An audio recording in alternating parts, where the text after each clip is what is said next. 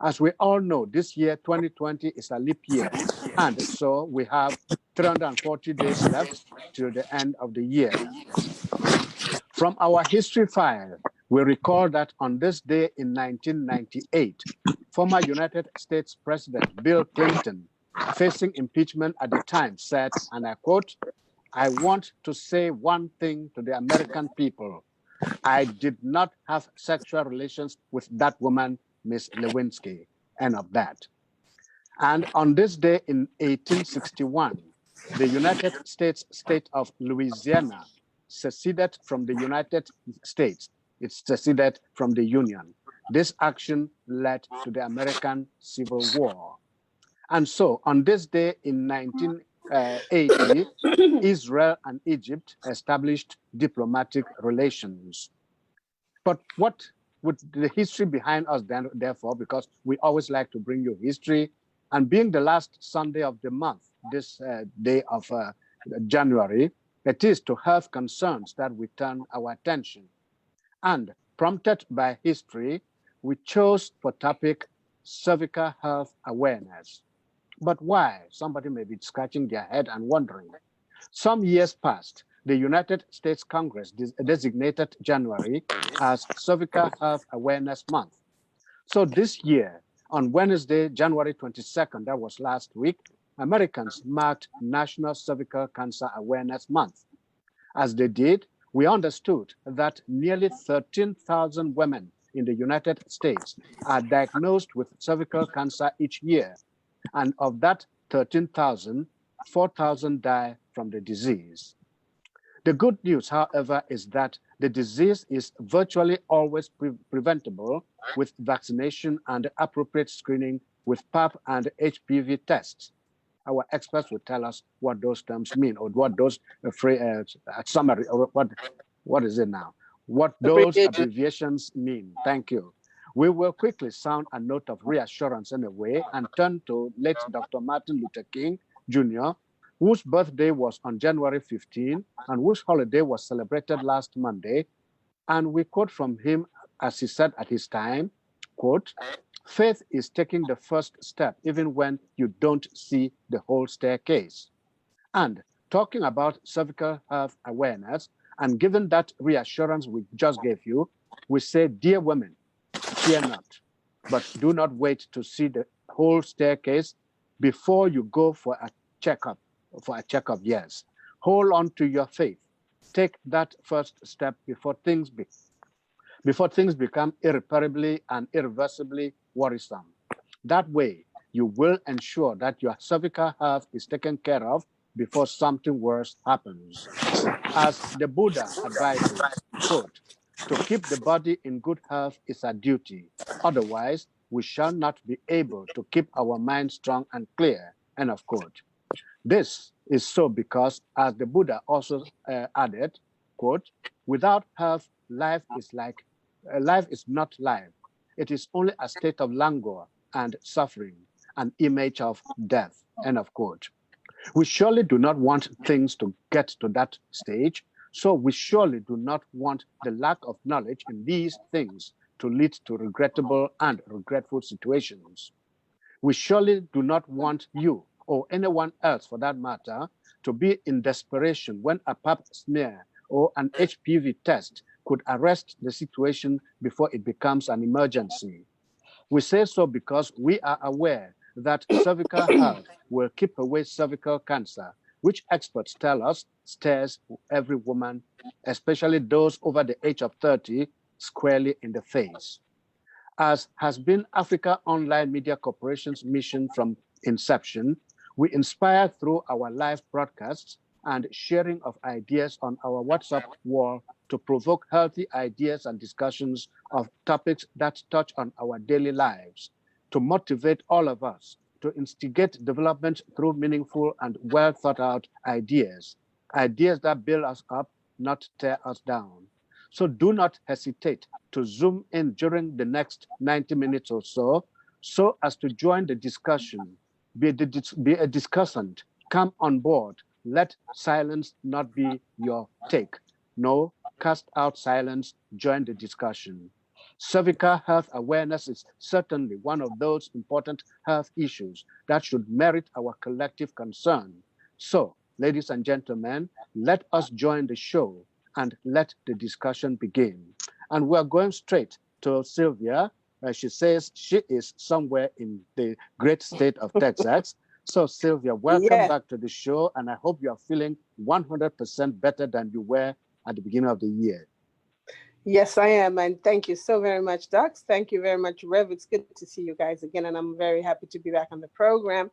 My voice may be a little bit raspy once in a while. It comes in and goes sometimes. I'm still recovering, but I can say I'm at least 95% okay. Great. I am in the greater state of Dallas, the Lone Star. I'm here visiting my daughters, and I'm also expecting a grandson that I've come to wait upon. Of course, in the African language, we say congratulations. Yes, thank you.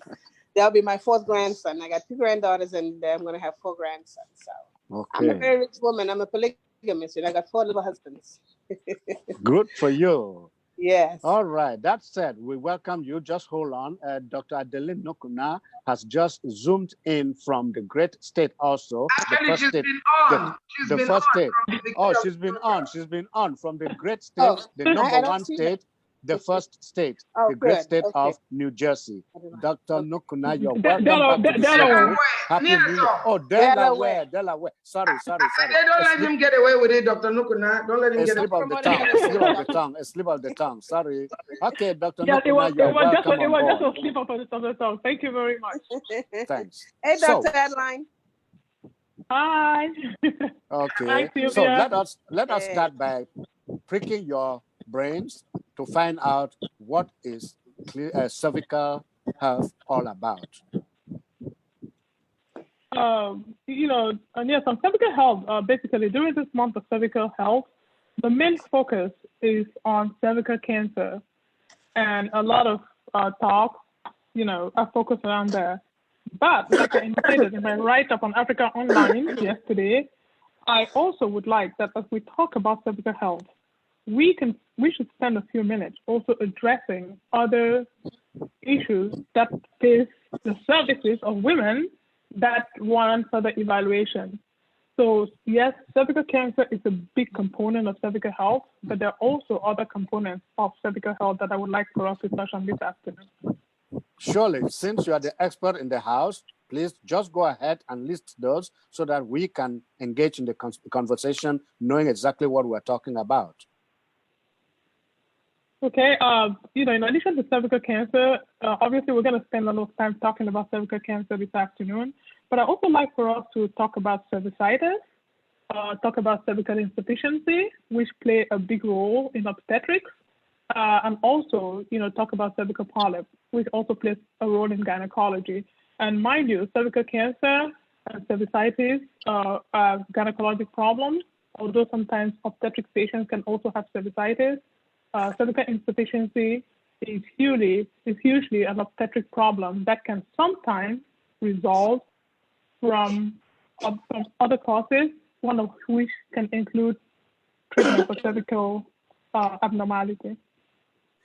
Yes, I said in my introduction that cervical issues are an ailment hiding in plain sight.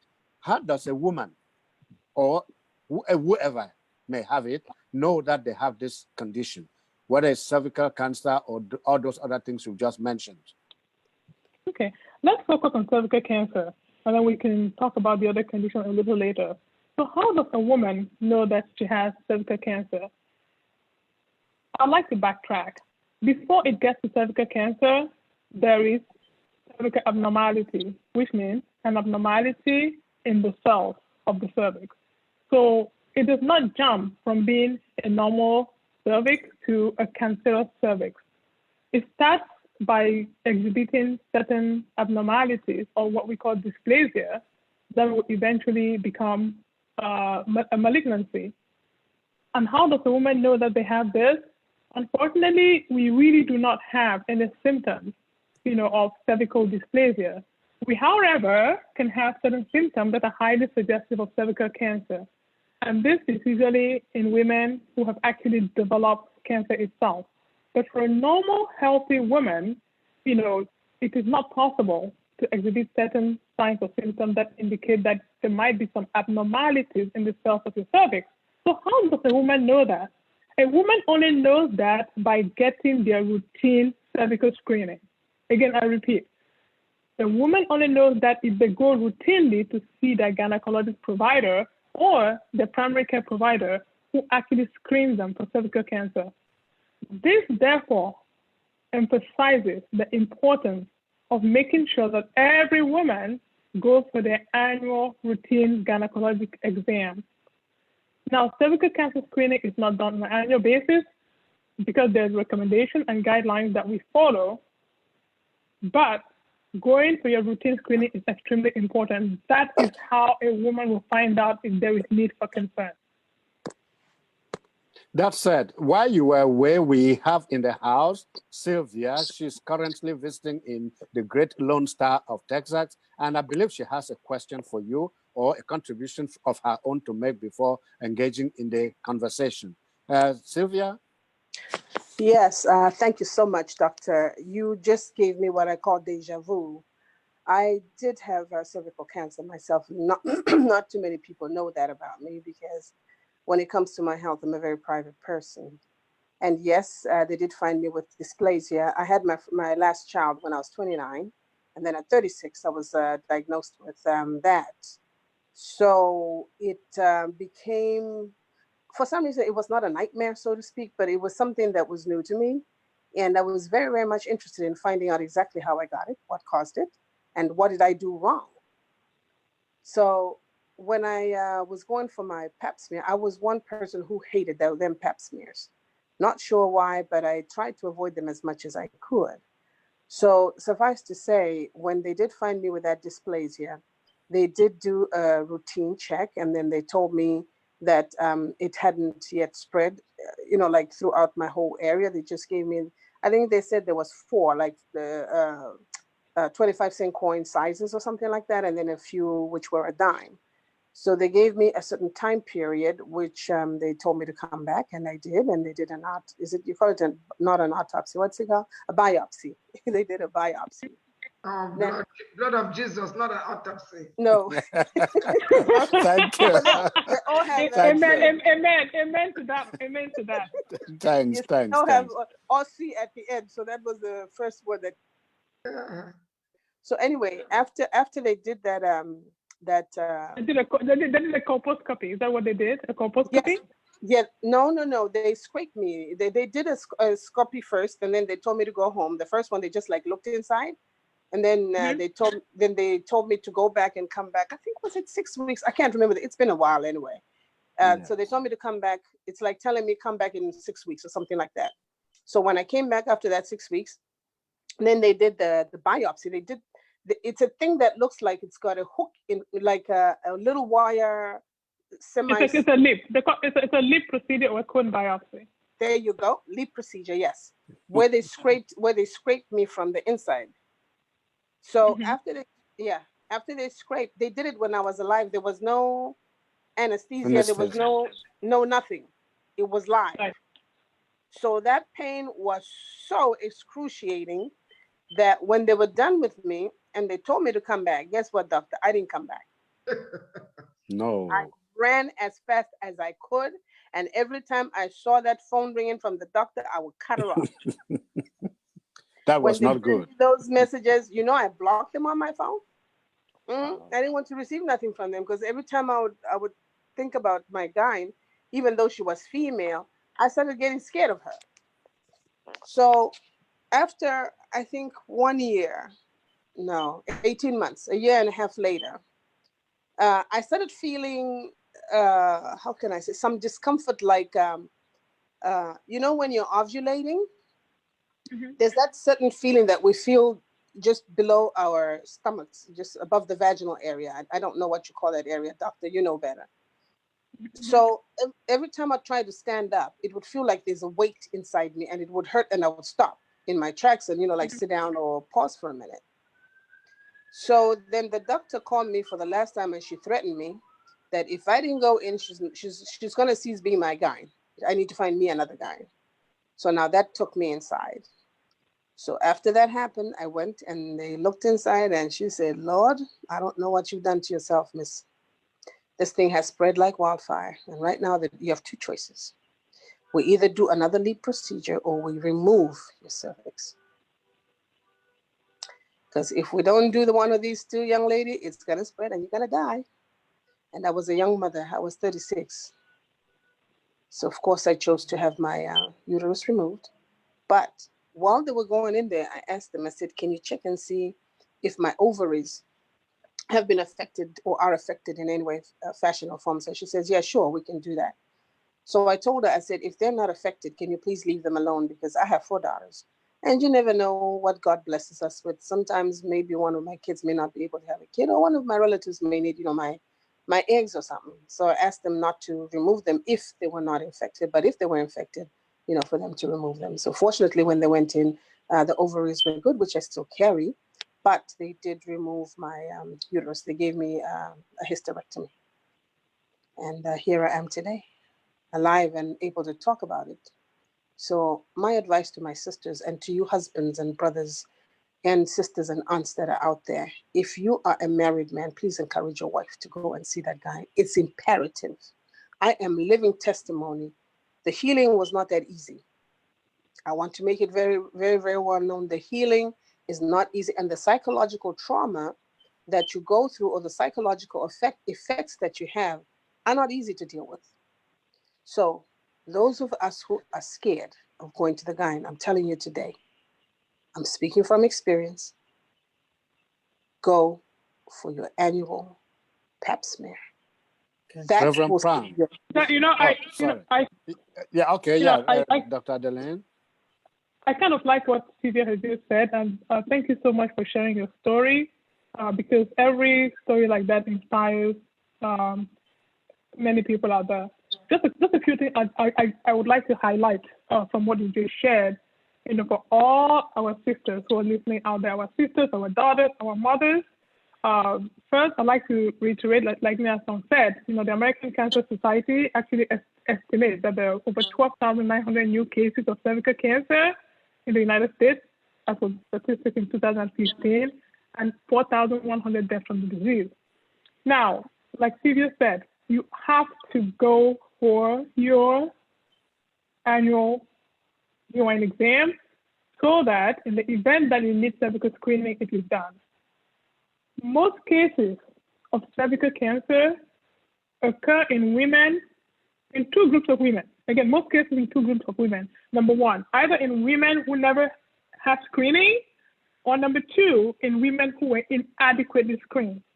It is estimated that 50% of women in whom cervical cancer is diagnosed never had their cervical screening.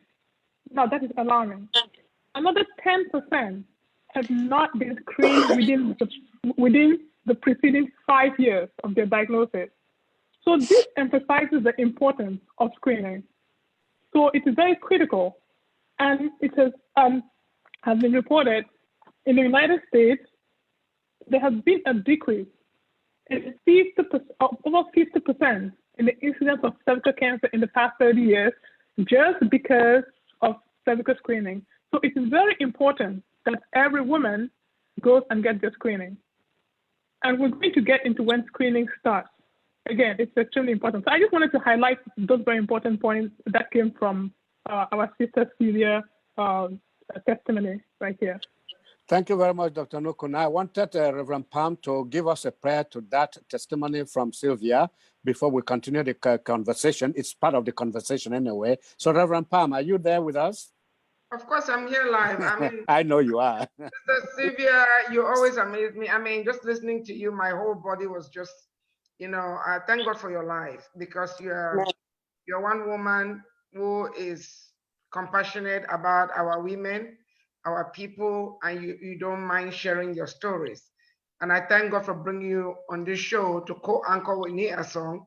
You've been such a blessing to our people, and we missed you the last couple of weeks. You were under the weather. Just for transparency purposes, Dr. Adeline Nukuna is a younger sister of mine, just so you know. And Dr. Nukuna, I'm so proud of you. Thank you so much. This program is being streamed live. And by the way, Sister Sylvia is from Zambia. She has a whole network also.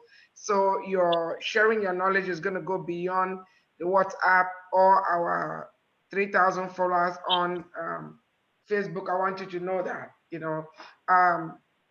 I know that a lot of our African women don't like to visit doctors, you know, especially gynecologists, and a lot of them want to keep their organs. Dr. Nukuna, in your practice, you know, what have you noticed? Because I don't know if culture or if it's ignorance. I just don't understand why our women, you know, don't do their annual exams or even pap smear. I don't understand. I really don't. I don't get it. In my case, maybe I had a gynecologist from the age of 13 because because of menstrual cramps. So I was used to going to a gynecologist. Not everybody in from our continent has that, but I'm just saying I need Dr. Nukuna to weigh in on why is it that our women don't do this thing, even the educated ones in the diaspora? Well, there are a couple of reasons. Number one, I think that generally, you know, most or many people don't go for their annual routine exam, be it with their primary care doctors or with their gynecologists. And I think that the tendency to do that results from the fact that everybody feels healthy. People seem to have this notion that as long as I feel healthy, I really don't just have to go in for what, a routine exam, just to go so somebody can just check me and just tell me everything is okay. Oh, I don't have time for that. So many a times people go in when there's a problem. You know, they have a symptom of something and they go in to be examined. That is one reason. The second reason is fear of the unknown. Some people think, oh, I am so scared. I don't want them to tell me there's anything wrong with me. So it does not only apply to, you know, to gynecologic issues. I think it applies to even to primary care issues. I'll give you an example. In addition to routine screening for, you know, for cervical cancer or cervical screening, how about mammograms? Some women, I mean, the guideline are to get mammogram or is to get mammogram yearly from the age of 40. Some people don't want to go for their mammogram because they don't want to know. What if they find something? Oh my God, how am I going to deal with it? So that's the problem, is that people just don't want to know. The third thing is people don't want to find time to go. People are too busy doing other things, Pam. They're too busy going to work. They're too busy, you know, doing this or that. Oh, I'm too busy with my children. So people keep this last. But we all forget that if we are not healthy, we cannot really function or go to the job or take care of our children. Yes. And so they don't do that. So those are some of the reasons, I think, why people don't play an active role in their health. I actually call it play an active role in one's health because, like I always tell my patients, you are your greatest health advocate. No other person can advocate your health for you besides you. My Pam, Nia Song, my sister Sylvia, my patients know me. I tell them, you know, I like to see them every year. And the best thing that happens when I see my patients every year is, guess what? They have a normal gynecologic annual exam. And when they're leaving, and I tell them, I said, you know what? I really care about you. I really love you. Many of my patients know that I give them hugs. And I say, you know what? I'll see you next year. I really would prefer to not see you during the year, because when I see you during the year, it's because there's a problem. Yes. But I do insist that they have to come and see me on a yearly basis. And that is one thing that I recommend to all my sisters, my mothers, my aunts, everybody. And I urge, you know, like Sylvia said, I urge all the husbands, all the brothers, tell our women to go in annually for the gynecologic exam. It's actually a lot less traumatizing or traumatic, than people know. You know, even sometimes when I'm done with my patient, they go, "Oh my God, you're done already? Well, that wasn't that bad." You know? Can I just say something? Yes, Martha. Yeah, I want to say something, Dr. Adeline. I wish many of your colleagues were like you, and I'm not just saying this because you're my sister. That's the truth. I call a spade a spade. Because I spent more than 11 years in the medical center, the largest medical center in the world, which is Texas Medical Center. I know of fast food medicine, and the insurance companies have a lot to do with that. So a lot of physicians don't spend much time with their patients. Like you see here, you talk, you get personal with your patients. You even hug them. And some doctors don't even shake your hands. My thing is, because you go above and beyond, just the lab results or the exams, you've earned their trust and respect. So they feel comfortable. They look forward to coming to see you. I also want to encourage our people. If you have a doctor who is treating you just like a number, change that doctor. You need a doctor that know what is happening. I'm not saying that all the doctors have to give you a hug, but I'm just saying that you need a doctor that is not looking at his watch to see if he spent more than 15 minutes with you, or thinking about whether he's going to get reimbursed for whatever services he's providing. Again, I want to commend you, Dr. Adeline, for caring about your patients, about the person, looking at them as a human being and not a statistics. But this is the thing. I have another question, because I actually know one incident of this. Sometimes when our women, they go see the doctors and the doctors find something or they just diagnose something, they push it under the rug. They hide it. Some of them don't even tell their spouses or their children. They don't say it. Even if it's cancer, they don't want to say it. I don't get it. Speak up. What is it? What is the problem? Why don't they say it, Dr. Nukuna? Why? That one, maybe. Doctor, can I help you on that? I'll let Sylvia. Yes, Sylvia, you can talk. Let me speak from my personal experience. It may not be the same for everybody, but I'm normally a very strong woman. If I tell you guys my medical history, some of you will collapse today.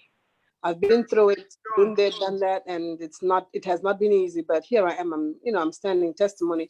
I share as it goes. When the topic comes up, then I share the other part. So, but right now, when I was diagnosed, when she told me about the dysplasia, when my guy told me about the dysplasia, the first thing I was thinking about was my little children, my little 4 daughters. And unfortunately for me, I had a husband who was an Olympic athlete. So most of the time my husband was not home. Now, normally when you know your spouse, you know your husband, your wife, and you know how each child behaves, depending on the information that you share with you, the person who has been diagnosed with quote unquote, the death row disease, you start now to wonder, okay, if I tell my husband, how is he going to behave? If I tell this daughter 1, daughter 2, daughter 3, daughter 4, how does it affect their school? How does it affect their well-being? Now, the biggest thing I do not like in my life is anybody to feel sorry for me. Those people that know me will tell you that. I hate sympathy. Don't come tell me, oh, I'm so sorry about that. Just tell me, Sylvia, you'll get better. I think Reverend Pam knows me, because Reverend Pam has never felt sorry for me. She just says, sister, you'll get better. You got to fight this and you'll get better. That's what I like to hear from people. So I believe for myself, the reason I did not share, my late husband died without even knowing I had cervical cancer. And today my kids are going to find out that Mama had cervical cancer. None of my children know. From this show. Yes. And I want to send it to them. I'm going to send them this show. Yes. Yeah. And the reason I kept it to myself is because, like I said, your children. You know how each child or each individual member of your household or your family behaves depending on the type of information that you give. So when I shared my cervical cancer story, I think it was 10, 15 years later with my best friend, she was shocked. She looks at me and she says, what? When I was in hospital, you know what I told my children? God forgive me for lying, but I had to do it. My kids asked me, I told my children I'll be gone for 4 days. Unfortunately, the job I had at the time as an auditor, I used to travel a lot. So I'd leave home on Sunday and come back Friday. I leave home on Sunday. I used to live in hotels 24/7, 365 days for almost 15 years. So going away from home for my children was normal. They know, okay, Mom has gone and she'll come back. But the time when I was in hospital, I only told one male friend of mine, I said, just in case something goes wrong, here's the information for my children. Make sure my children know how Mama died. And I gave him all the information he needed by then. So to answer your question, Reverend Pam, You know, the doctor had earlier on saying this business of not knowing how to deal with the unknown overtakes a person. That when you're dealing with the unknown, so many things, you know, and we watch too many movies too, by the way. You start now remembering that movie, you watch this person had that and that happened. Oh my God, that can't happen to me. So I can't share this. Oh, then in the evening, you dream about something. Oh my God, I dreamt I was dead. So it must be that cancer. The emotional part of a person that is diagnosed with that disease becomes very, very, very fragile. And even when people speak to you, you become extra sensitive. I noticed when somebody would speak to me in a certain way, I'd get upset. But when before the diagnosis, they could say the same thing and I would laugh about it. So what we need to do is those of us who can and may be, God forbid, diagnosed with whatever the cancers that we're talking about today, my advice to you is, first of all, one, you need to tell your doctor how you feel mentally and psychologically. The guy needs to know. I learned this the hard way because I used to feel ashamed, like I did something wrong and that maybe I had done something or ate something that I shouldn't have ate or delved into some stuff that I shouldn't have delved into. So I was very ashamed and shy. Even when my guy would look at me, I would look away. But yet I'm a very bold person because it became like a veil of shame over my face. So it is not something easy, as strong a person as I am, and my kids can tell you, this is a shock to hear mama speak like this, because very rarely do I show my emotions. The emotions you see out of me most of the time are happy emotions. I'm very good with happy tears. But when they're sad tears, they take a longer time to come to me. So number one, like I said, tell your guy how you are feeling, especially if you can speak to her or him when they give you the diagnosis. That's number one. Number two, if you can't, there's nothing wrong with you taking that worry or that problem with you home. Think about it, let it fester in you, deal with it and accept it and say, this is who I am. This is what I've been diagnosed with. And it's never your fault. Let me make that very clear. Having that cancer is never your fault. Something goes wrong in your body. Only God knows how this happens. Then number three, if you have a sibling, and I'm going to say sibling because sometimes friends betray you, but siblings usually will keep your secret. And depending on how close you are with your sibling, tell a sibling what you're going through. Or better yet, if you think your spouse can handle it, he is the best person to know first. Then he is the one who is going to know how to work or deal with you or even talk you through it. But short of your husband being, how you call these men who are afraid of needles, and when you want to give them needles, doctor, what do you call? What do you call it now? You know, men are naturally afraid of needles, right? So you don't know whether he can handle your diagnosis. So choose somebody who you know is strong and who you know can stand by you or with you or even help you go through the process of what you're going through. And never go through this alone. I did, and it was not easy. So please don't be another Sylvia, be a different Sylvia. There's a saying that I developed for myself, which I said, the invisible is the most horrible. Because knowledge is power. Yeah. This cancer is so invisible, it's underlying under your skin, inside your uterus, inside your vagina, inside your boob, inside wherever the private parts that some of us don't even want to talk about. You can't see it, like the doctor rightly said, unless them experts like Dr. Adeline right now examines you and diagnoses and tells you, Sylvia, this is what you have. If you don't go and see Dr. Adeline and plus 10,000 of hers out there, you will die. You will die. So that's all I got to say on that one. In addition to that, yes. Go ahead. Just to add to what Sylvia said, I'm going to come from another perspective as a healthcare provider.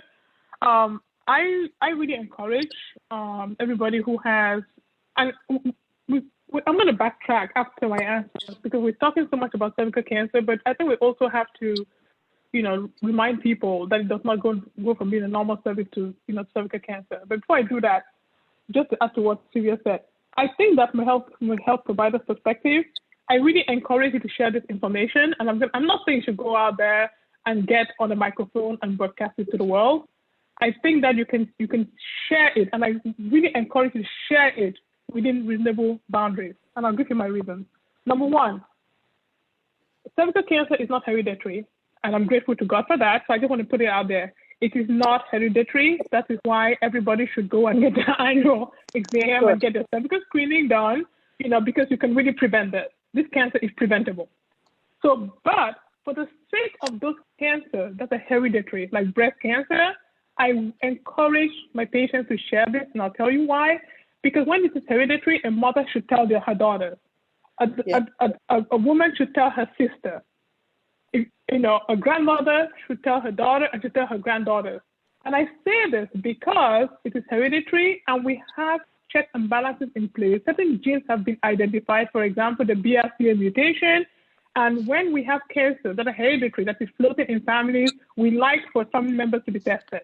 Because if somebody tests positive for certain markers, for example, the BRCA mutation, there's certain recommendations, for example, with respect to, certain intervention like mastectomy, like hysterectomies, or like oophorectomies, which is one of the ovaries. So I encourage people to say that for that reason, because you can actually save the life of your siblings, of your mothers, of your granddaughters. The second reason why I really would like for you to share it, again, within reasonable boundaries, is because you can actually encourage others to not make the same mistake that you made. And Sylvia has highlighted that one. Guess what? I met a 39-year-old lady who I diagnosed her with cervical cancer, but she was 38 when I met her 2 years ago. She had not been to a gynecologist because she went to see one when she was 23 or 24, like my Pam said, was put off by that doctor, so she never went back. The next time she walked the gynecologist's office, she walked to see me because she had abnormal uterine bleeding. And I put the speculum in, I put a speculum, in her vagina, and I thought, oh my goodness, this is not good. So by telling other people, you can actually encourage them to not make the same mistake that you made. So that's why I really would recommend that you tell people, again, within reasonable boundaries. The third reason is because somebody else might advise you. There might be support groups that you don't have access to if you keep it to yourself, number one. Number two, you just don't know if somebody has been to a treatment center out there that has a good outcome, or to other doctors that have a good outcome. Somebody might be your referral base for a physician or an oncologist who can make a difference in your life.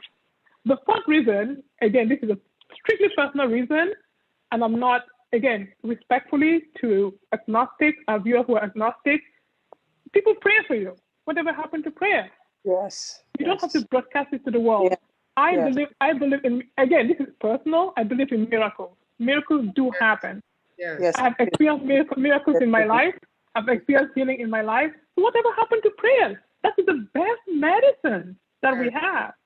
Yes. So by sharing it with people can genuinely pray for you, and you can get your healing from that. Again, with all respect to the agnostic, we really like you being a part of our program. That's why I said this from a personal perspective. So those are the four reasons that I really encourage, people, to share. And my patients know me. I do tell them that I'll pray for them, and God knows I really do pray for my patients and their families.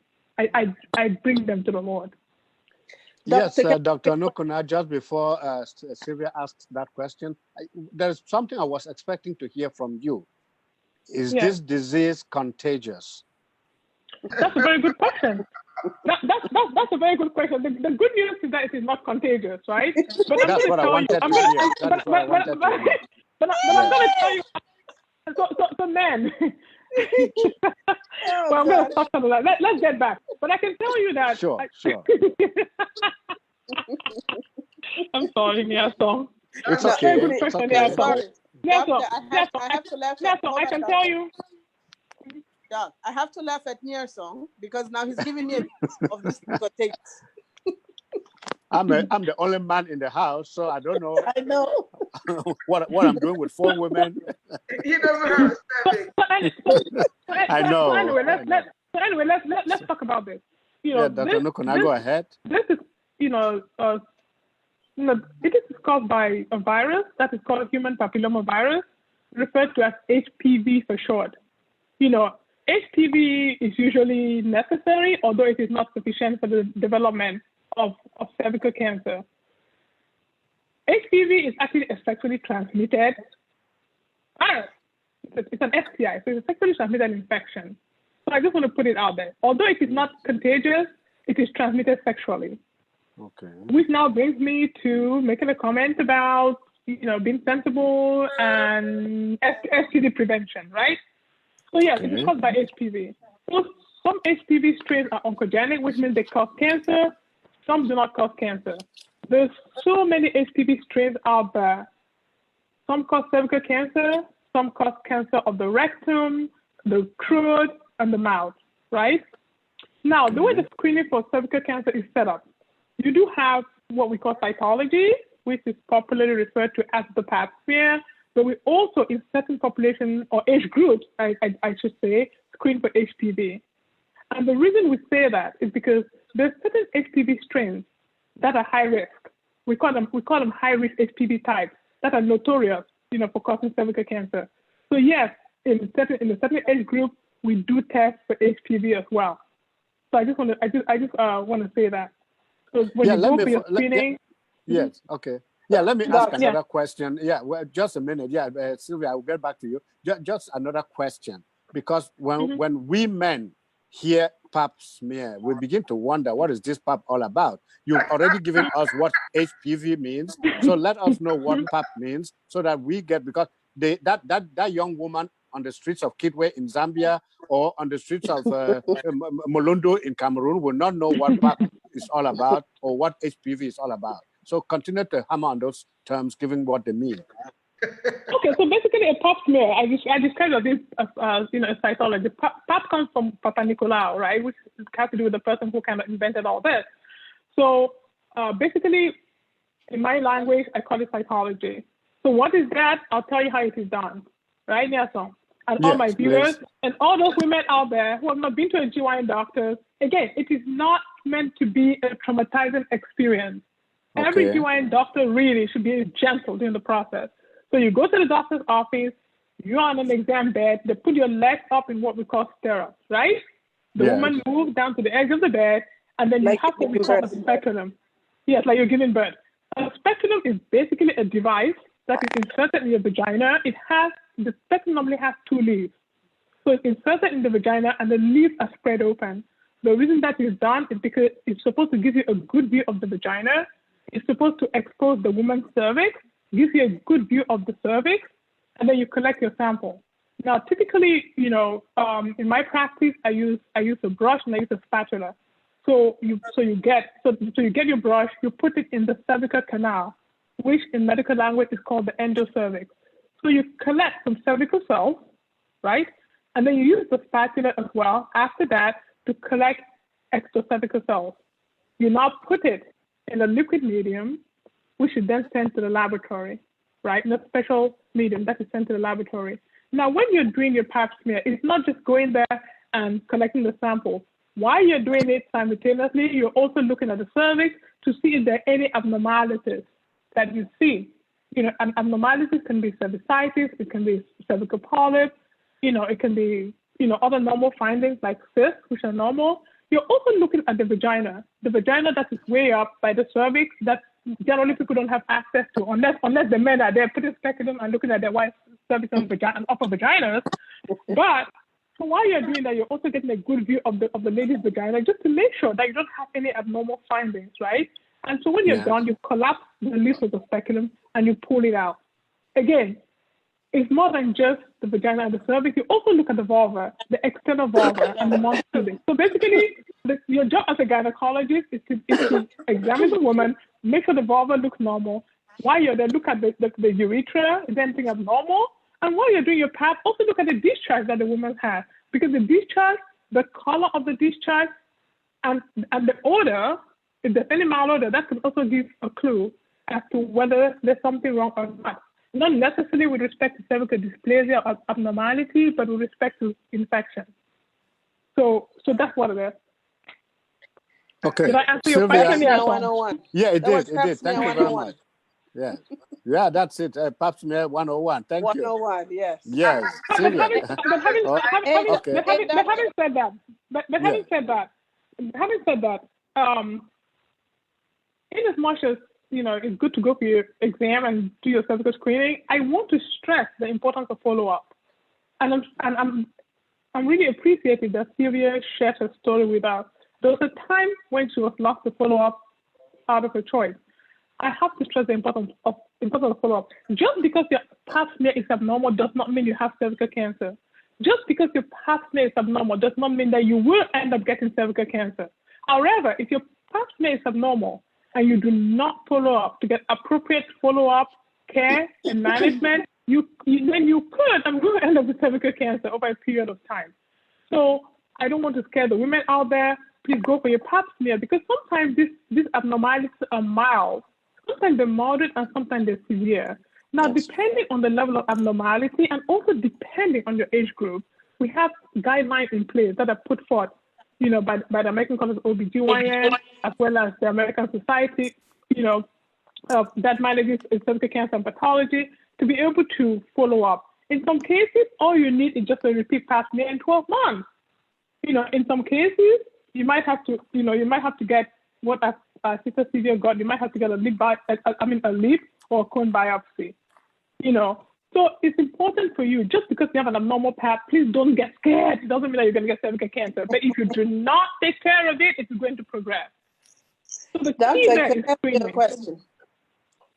With regards to the female cancers that are prevalent, can you give us those that are hereditary? Because you mentioned a very important point earlier on. Breast cancer. Breast cancer is hereditary. Okay, right? Breast cancer is hereditary. Okay. Breast cancer is hereditary. Uterine cancer. Uterine cancer is really not necessarily hereditary. You do have a group of cancers now that is called the hereditary cancer syndrome, right? So the hereditary cancer syndrome is a whole group of cancers, which includes uterine cancer, breast cancer, colon cancer, and that is why it's really important that people have to share that they have these things. Because, like, for instance, if you're a female and one of your uncles had breast cancer, that's a red flag right there. If you have a family history of, colon cancer, there's breast cancer, there's uterine cancer, that's a red flag, because we have what we call hereditary cancer syndrome. And so it's really important to be able to share, some of these things. Thank you. Thank you very much. Yes, Reverend Pam or Sylvia, you have questions for Dr. Adeline? I do have a question, but I also have a side comment. And It might sound hilarious, but I know why I want to bring this up, because, for example, we have funny pharmacy stories, and I'm sure Dr. Nukuna has a bunch of them, but I want to just make sure that our sisters in the villages, when they hear us talk about pap smear, they listen to what Dr. Nukuna talked about, that name pap. It has nothing to do with pap, the food that is. I'm serious. I said, it may sound hilarious. I say this because I'll just give you one of the funny pharmacy stories we have.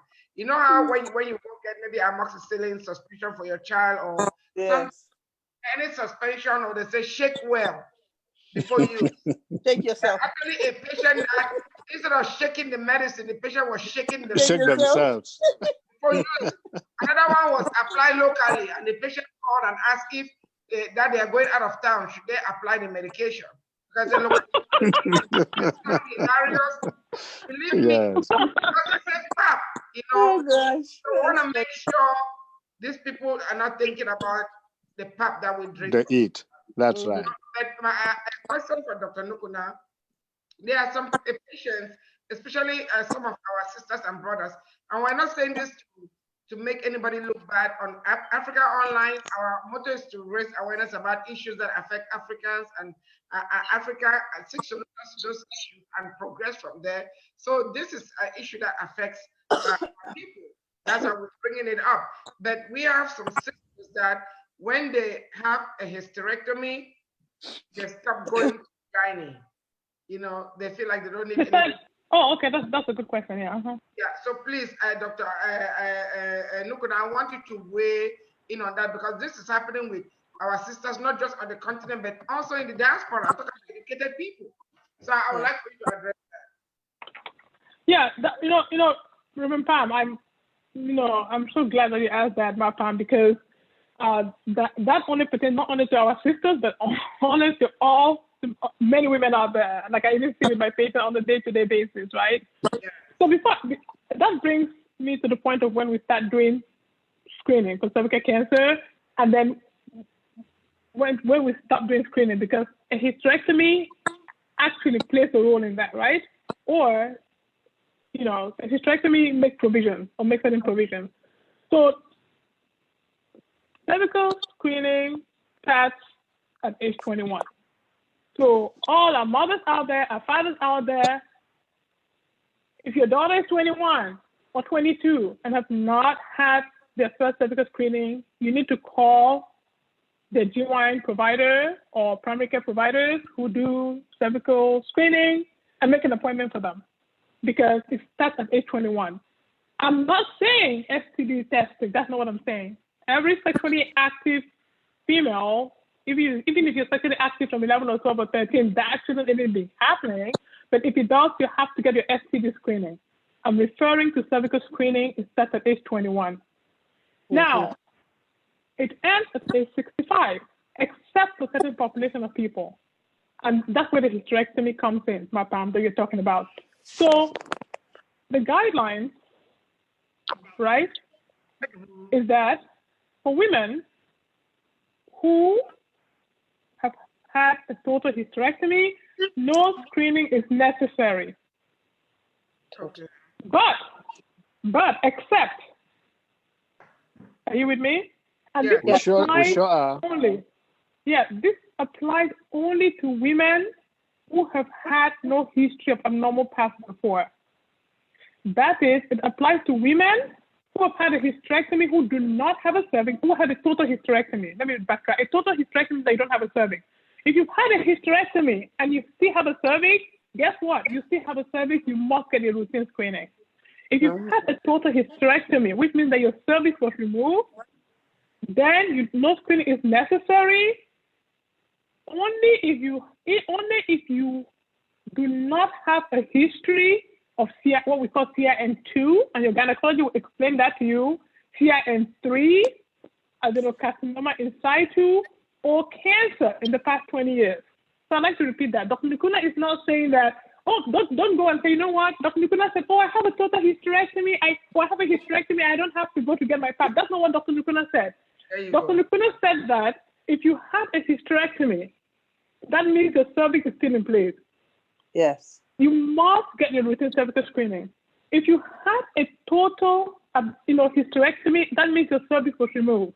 No screening is necessary only if you have no history of what we call CIN2, CIN3, adenocarcinoma in situ, or cancer in the past 20 years.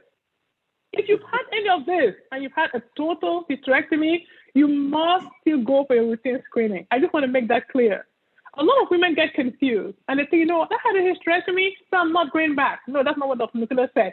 And I always tell my patients, even if you've had a total hysterectomy and you do not need screening for PAP, you still have to go see a GYN doctor, because for my patients, I still do their pelvic exam.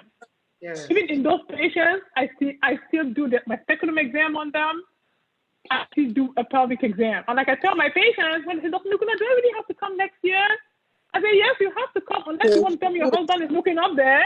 As long as your husband is not looking up there, who's going to tell you that, honey, go see Dr. Nukuna, because I see this big fat lesion hanging out in your vagina, then I want you to come next year. So even if you've had a hysterectomy and you do not fall in the categories that I mentioned, and you're not getting your screening for PAP, you still have to go in and see a GYN, because yes, you still need your pelvic exam done. So thank you, Martha, for bringing that up. You're welcome. So okay. Yeah, so I just wanted to, yes. Continue. Women, We're getting to the top of the hour, but just go ahead. Reverend Pan will come in when she has to. Yeah, go ahead. And I'm just going to keep this brief before we continue, right? Yes. So, what about women who are older than 65?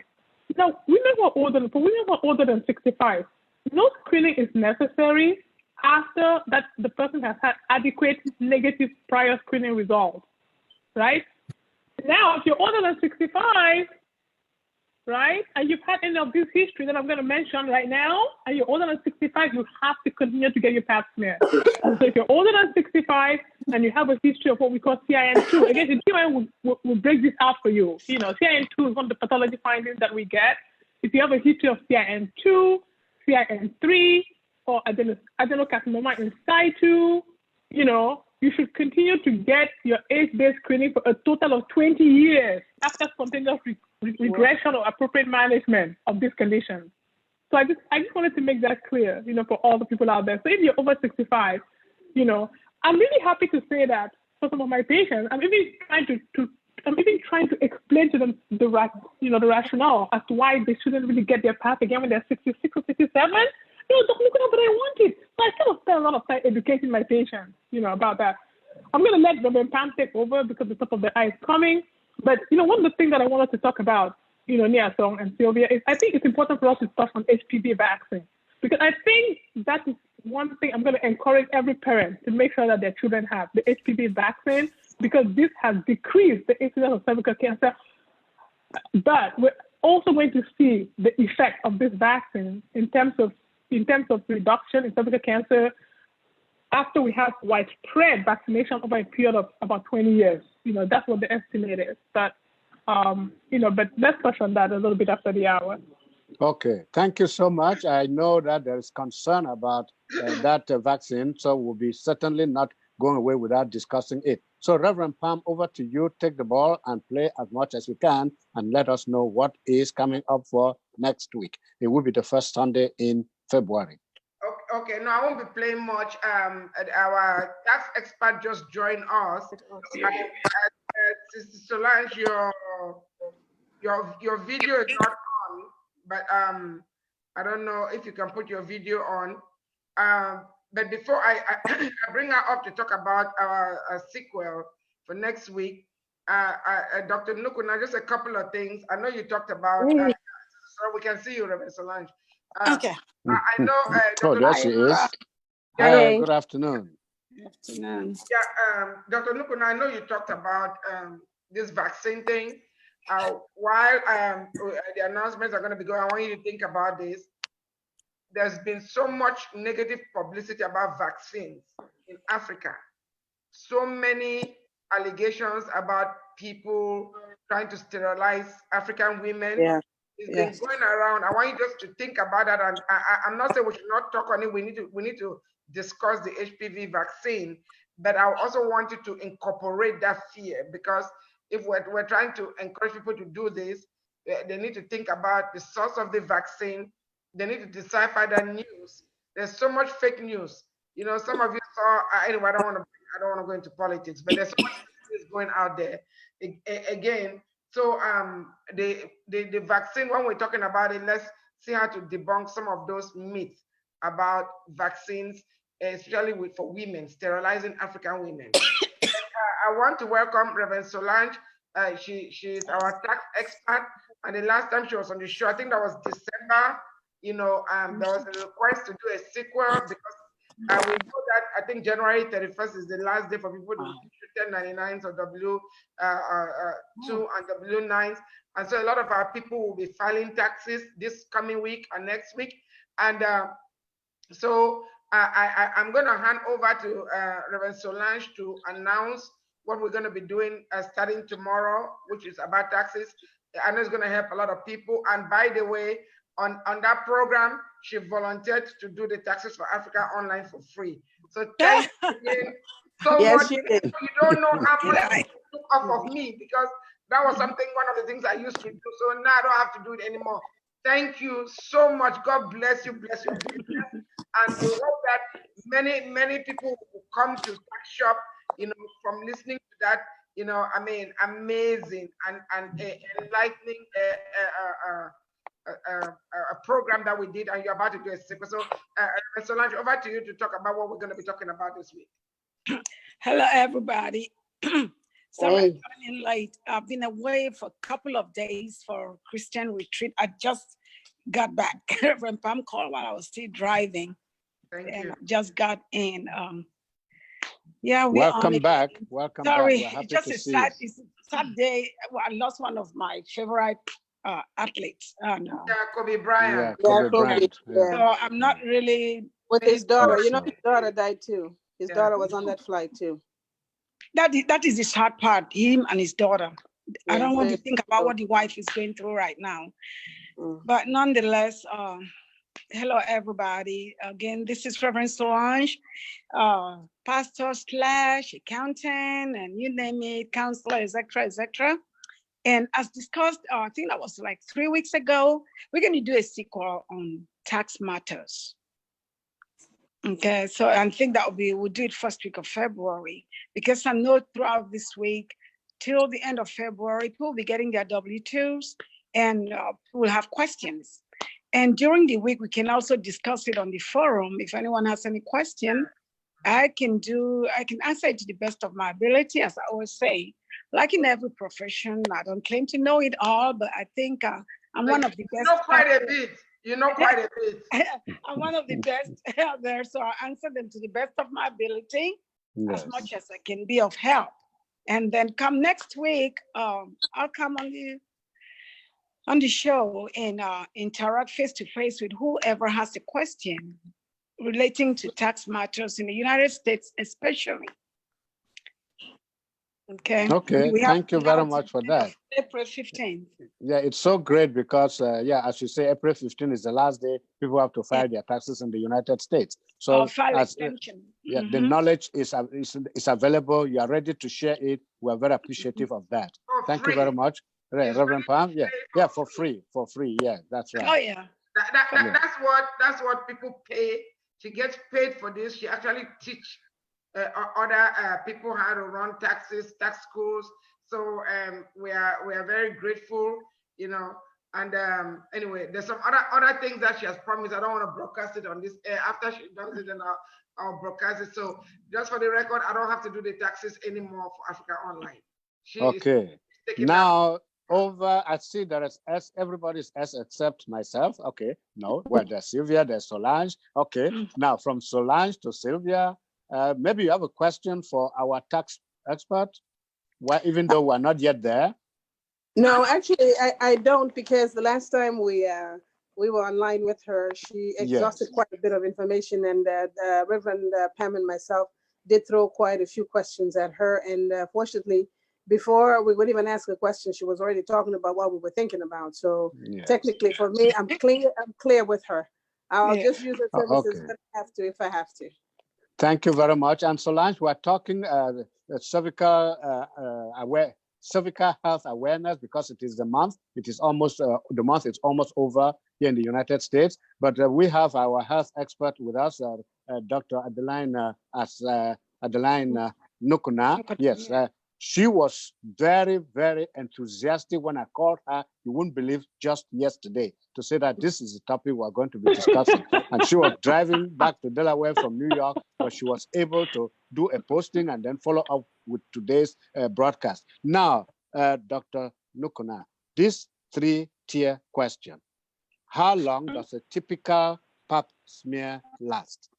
2, is it painful? No, just hold on. 3 questions in one. How long does a typical pap smear last? Is it painful? Is it expensive? Take over to you. Okay. How long does a typical pap smear last?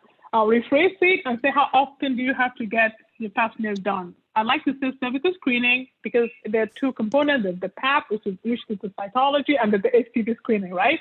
So in answer to your question, the recommendation depends on the age group.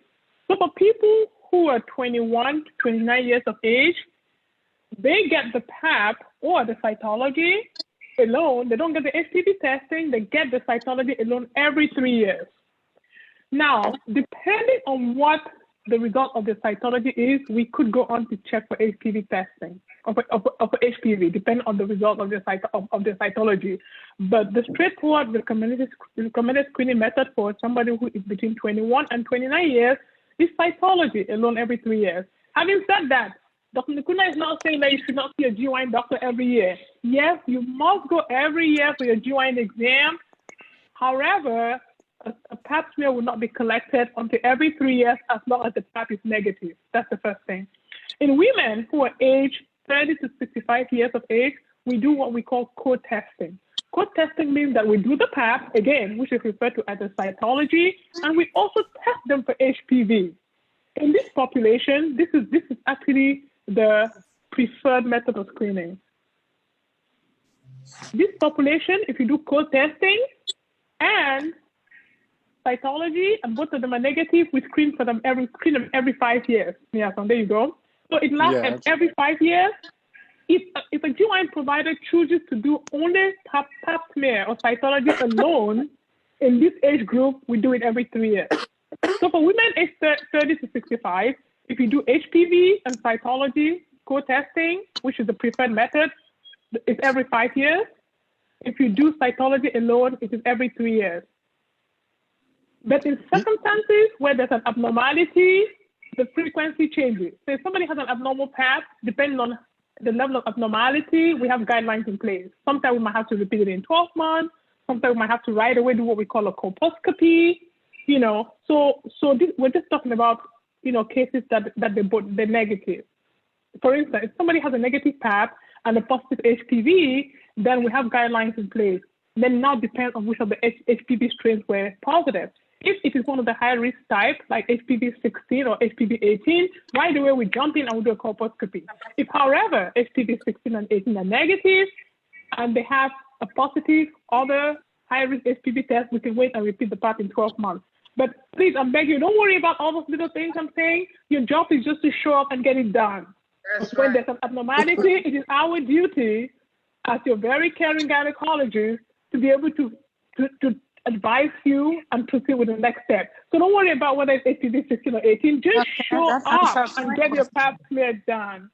You know, so that's the answer to your first question. So no, just before you go to the next one, let's say Asonglefac became a girl tomorrow and came in. How long will I stay? How long will I stay in your cabinet for that test? How long would the test? Less than 3 minutes. Test Less than 3 minutes. You don't want Okay. I'm going. No. See, it depends. It depends. First of all, if you're just showing up, I can tell you that it takes the collection of the pap smear itself. Yes, it takes less than 3 minutes to collect the pap smear. So Sylvia is absolutely correct. So but the whole visit itself is not 3 minutes. Yes. You know, because normally, again, my philosophy is transparency with all my patients. And that is the way I educate all my patients. You have to know what is being done to you. You have to know why it is being done. And you have to have a roadmap as to where you will go depending on what you find. So, of course, I spend a few minutes and we discuss this so that by the time I do what I'm doing, you know what I'm doing. If I'm not going to do a pap on you, I tell you I will not do one, and I tell you why you don't need one. If I'm going to do one on you, I tell you why I am doing one. And, you know, and I tell you, you know, if I get your results, if there's anything that's not normal, we'll discuss it and we'll move forward. But the actual putting the speculum in, bringing your cervix into view, looking at the vagina, looking at the cervix, evaluating your discharge, evaluating whether it smells bad or it doesn't smell bad or it's just a normal smell, and collecting my sample really takes it's not up to 3 minutes. So you'll not be tortured for a long time. And it's not really a torture. People think that's a torture. It really is not. It's not a torture. Right. Yeah. Okay, the other two questions. Is it painful? Is it expensive? Nah. And really, it's not painful. There's really no reason for a pap smear to be painful. It's not a painful process. Okay. You know, so and this is why we have to offer gentle care. If we really have to show mercy to each other, mercy should be a part of everything we do. It should be a part of how we talk to our neighbor. It should be a part of how we react to our neighbor. It should be a part of our relationship with people. And guess what? It's also inserting a speculum and collecting a sample. That should also be a part of it, right? So we also have to provide care with gentleness. And if you're gentle, and all my patients can really tell you this, if you're gentle, there's really no reason for pain. It really should not be a painful process, right? Now let's talk about the expense. Is it expensive? It really shouldn't be expensive. It's a screening test. Insurance companies really should pay for routine screening. This is a routine annual exam, GYN exam, not the pap smear. And in certain cases, the cervical screening is a part of routine annual GYN exam. So really, people shouldn't worry about cost because insurance companies really should cover this. Yeah, that is why I asked the questions, because our girls out there may be scared because they think that is going to cost them the whole bunch of hair they have on their heads, or it's so expensive, it is so painful. But luckily, it is not. But by the way, before they haven't said that, yes. So which comes to Yes. why we have to share. Let me just interject there. I don't want our girls to think that if they don't have a chance. Oh my goodness, guess what? The good news is that you do have so many non-profit organizations out there who pay for routine screening, be it a prostate exam, be it a pap smear, be it a mammogram. So I really encourage you, even if you do not have insurance, that is not a reason for you to not get this test. Please talk to your friends. Please call me, talk to my mom, find me. Let's help you find a non-profit organization in your state that pays for things like this. Not to cut you short, yes, they should call you. How do they get in contact with you? Tell them, please, so that they can, because the girls need to know. I'll tell you what. The girls can reach me. They can reach me on matita614@gmail.com. Or they can get to MAPAM. They can get to MAPAM. They can get to me. Sure. Okay, let me just make it easy. They can inbox us, on our Facebook page. Dr. Adeline is the head of our medical squad, so she will get your information. Get the information. Yes, that's right. Okay. Now, Solange has been listening. Okay. Well, yeah, I was saying. Okay. All right, Dr. Nukuna, finish up. Yes. Yeah, because MAPAM brought some very important points that I think we have to address. Right? Yeah, that's right. Yes. HPV. So number one, every girl with 9 to 26 really should get their HPV vaccine. I'm talking to all my sisters, African descent, everybody in Africa, United States, I don't care where we are. I advise you that you should get your children, your sister, and yourself vaccinated. The vaccine is recommended for people who are 9 to 26 years of age, right? Now, why do I say that? When you go out there, I say that because at this time, cervical cancer screening is the best approach to protect women from cervical cancer, right? And when I say that, the vaccine is going to help to prevent cervical cancer, but it is not the whole story. So even if you have your vaccine, you really have to continue to get cervical cancer screening. Now, the HPV vaccine, there's 3 different HPV vaccines there, and I just want to make that clear. Over the years, they have developed, different vaccines. Like Mapam was saying, Africans and people in Africa, they get scared. They think that, oh my God, this is something to tamper with girls' fertility. This is something to tamper with this. Please, it is not. It really is not. Like Mapam knows, Mapam is a pharmacist. When vaccines are created, there are different kinds of vaccines. They're what we call live attenuated vaccines. They're what we call heat inactivated vaccines, right? The vaccines that are produced from what we call glycoproteins, where they use a component of the infectious agent to prepare the vaccine. Now, the HPV vaccine actually falls in this category, where they use what we call glycoproteins, that's from the surface of the virus, and then they prepare the vaccine. So please, this vaccine is not something that's going to make you get sick. It is not going to give you cervical cancer. It is neither a live attenuated vaccine or a heat inactivated vaccine. It is not meant to interfere with girls' fertility. It does not take anything away from you. As a matter of fact, this vaccine is safe, or the 3 different kinds that they have now, they are safe. Studies have shown that there really no bad outcome with this vaccine. So I'm begging you, please go out there and get vaccinated. When the vaccine first came out, they had what we call a bivalent vaccine. And I'm going to backtrack. Remember I talked about the high-risk HPV types? If you look at cervical cancer, right? Cervical cancer has many high-risk HPV types. However, the most oncogenic of them is the type that we call HPV-16. HPV-16 is actually responsible for 55 to 60% of cervical cancer. Is that high or what? It is high. The next most oncogenic type is HPV-18, which is responsible for 10 to 15% of cervical cancer. So when the bivalent vaccine was produced, it covered HPV-16 and HPV-18, right? So that's what was being administered. As the years went by, they now developed what we call a quadrivalent vaccine. So now, in addition to HPV 16 and 18, it also covered a couple of other high-risk strains, HPV 6 and 11. Wow, so we have a broader coverage. As time went on, sometime around 2014, the FDA approved what we call, a 9-valent vaccine. So in addition to these 4, they also added 5 high-risk HPV types. So guess what? So now we have this vaccine that can really protect you against so many of these high-risk types, which is safe.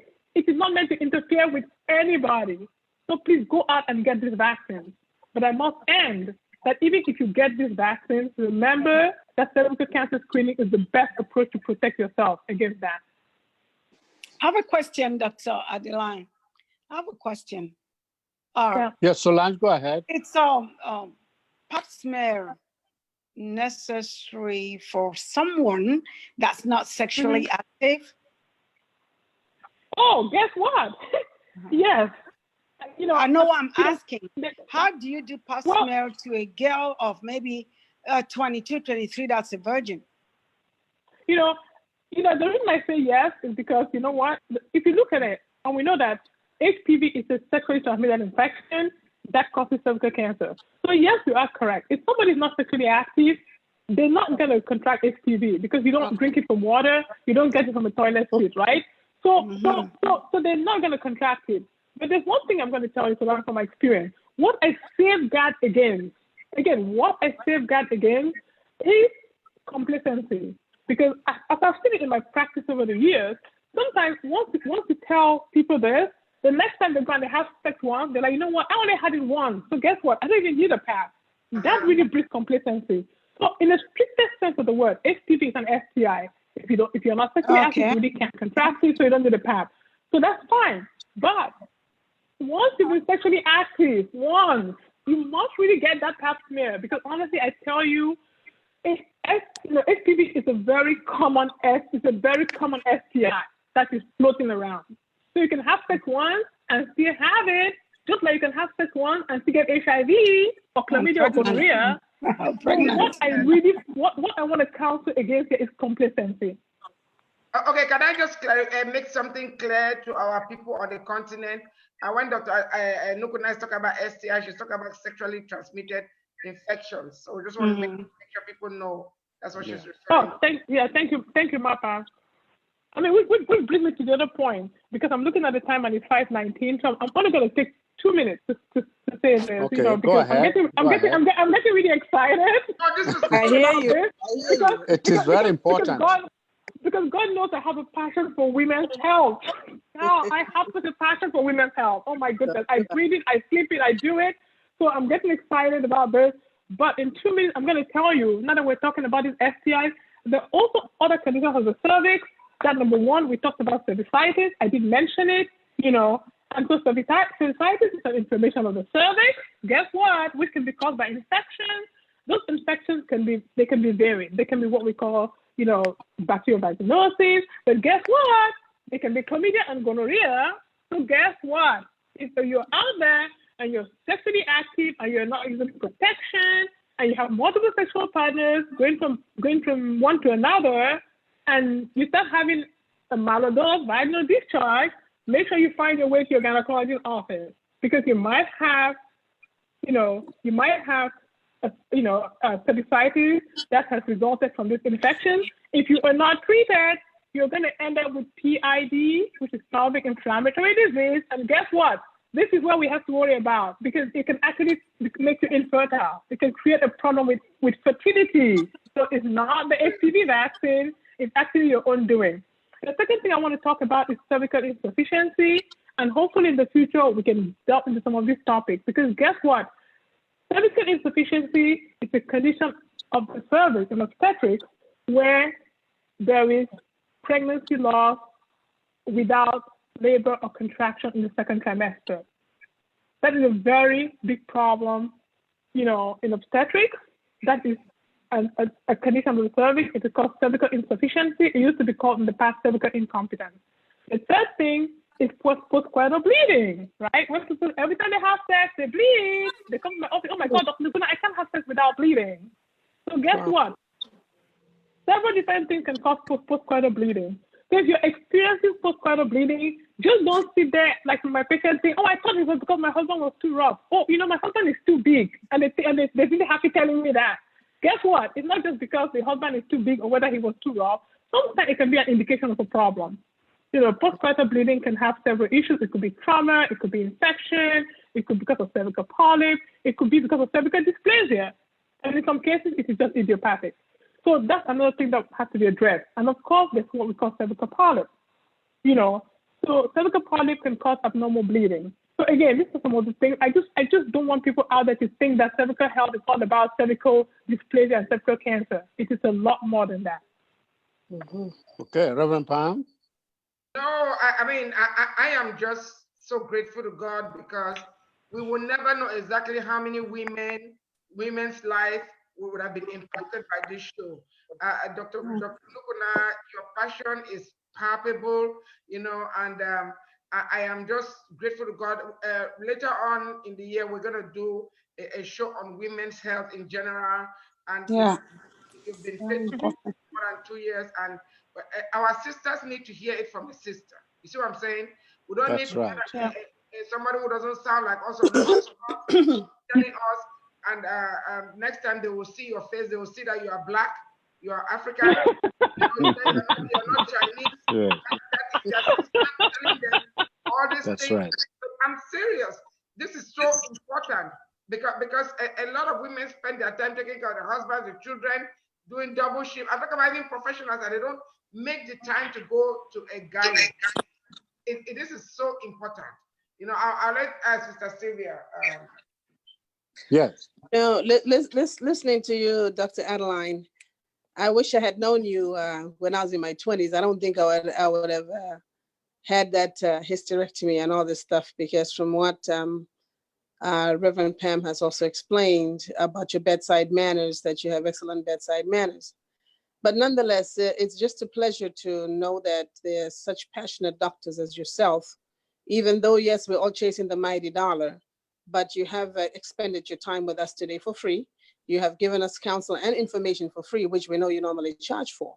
So on behalf of the women out there with or without cancer and people who have gone through what I have gone through myself, I say, may God bless you. Continue to do what you're doing and continue to be in such a large and loud advocate for our women, as well as being a sister, a wife, a mother, and so forth. Because there are a lot of people out there who need the compassion. And I'm sure at the time when I had mine, if I had known you, I think I definitely would have handled myself differently. Because at the time, to me, it just looked like, well, the doctor just has to get paid. It's a paycheck. And, she goes about her business and I go about my business. I'm sure if she had given me the information that you have shared with me today, right now I'm very learned and I feel like I'm a gynecologist myself now. That's good. Yes. Okay, over now to Solange. I can let's speak to somebody. Yes, Sylvia, we'll come back to you. Solange. Thank you, Dr. Adeline. I know I logged in late, but I know this is a very important medical topic, especially for women. I lost a friend right here in Houston, Texas, through cervical cancer. So I know I've seen someone that's gone through it to death, and it's not even funny at all. So it's a very, very important topic. And I wish that Dr. Adeline would find time every now and then to come on and even create like what do you call it, a column on this for people to read that are not able to log on. Can I just say something? Can I say something? Sure. Go ahead. Go ahead. I did not discuss this with Reverend Solange, but on our website, which is still down, which is going to be coming back up soon, there was a section there for the medical squad to do a column. Oh, see, I didn't even know about that. I didn't know that. She does. She knows. We are going to work on that. She's in charge of our medical squad, and I'm going to do a woman's wellness health also, just working around her schedule because she's pretty busy. She's a mother, she's a wife, I'm mother of, I'm not gonna say how many kids because nobody's business. Okay, Dr. Adeline, how many kids you got again? 3. Okay. You're a politician, Sylvia. That's right. I got 7, and I'm very fine. So I have 5, all See, boys, you're doing very for well here. now. Very well. For now. Yeah. What do you mean for now? Oh, Why Lord. not? You know Let me what? talk to your wife. Let's get back to. We have 3 Let's minutes. get back. Yeah, I was going to hand the microphone over to Dr. Nukuna to give us a wrap up, a last word on this topic. Then we will see how we conclude the program. I just want to thank you for the opportunity that you gave me this afternoon. But I just want to say that every child who is 9 to 26 years of age should go out there and get the HPV vaccine. Every woman should make sure that they go to the gynecologist and get their routine cervical cancer screening, because cervical cancer screening remains the best approach to protect yourself from cervical cancer. And the screening recommendations apply irrespective of your HPV vaccination status. Thank you. Sylvia, any last word? Yes, my sister's out there. Please listen to the doctor. She knows what she's talking about. I know what I'm talking about. Save your uteruses if you can, and your cervixes if you can.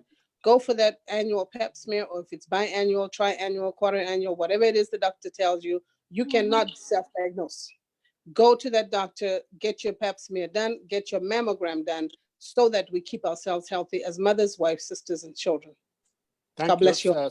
Solange, your last word? Oh, okay. Well, God bless you, Dr. Nukuna. I want to hear more from you. Thank you. Thank you so much, Reverend Palm. Yes, Dr. Nukuna, I am very proud of you, as I've always been for the past how many decades. You know, we are still young, we are only 25, but you know, That's right. That's right. This show, we're going to share it on all our networks.